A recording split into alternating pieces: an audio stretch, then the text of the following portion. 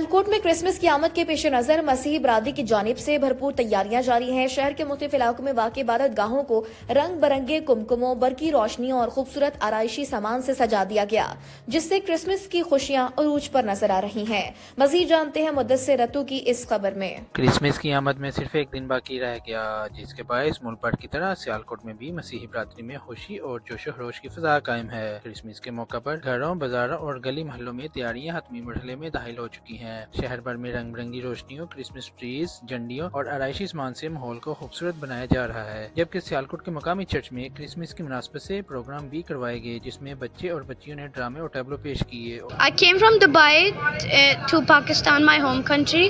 I really enjoyed the travel and I'm especially here to celebrate Christmas. And now I took part in this Christmas play, and I really enjoyed it. The preparation was nice because the teacher said yeah, you have to do this, you have to do that. We really enjoyed it. आज के programme में मैं मजूसी बनी थी और बहुत अच्छा programme हुआ था और हमें बहुत मज़ा आया।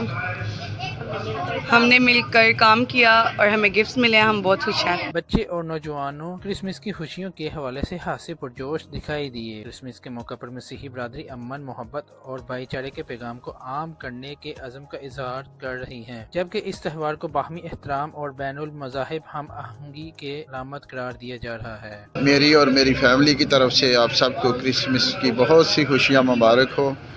आज हम गंदमंडी चर्च सियालकोट में इबादत कर रहे हैं, तो बच्चों ने क्रिसमस के प्रोग्राम के हवाला से उन्होंने ड्रामा किया, टैबलो किए और बच्चों को गिफ्ट दिए गए और सब हम बहुत खुश हैं। क्रिसमस की खुशबू हर दिल में पैगाम लाए, मुसलमानों ईसाई सबको अमन और प्यार दिखाए। कैमरा टीम के हमरा मुदस्सिर रतू, सियालकोट। इंफॉर्मेशन।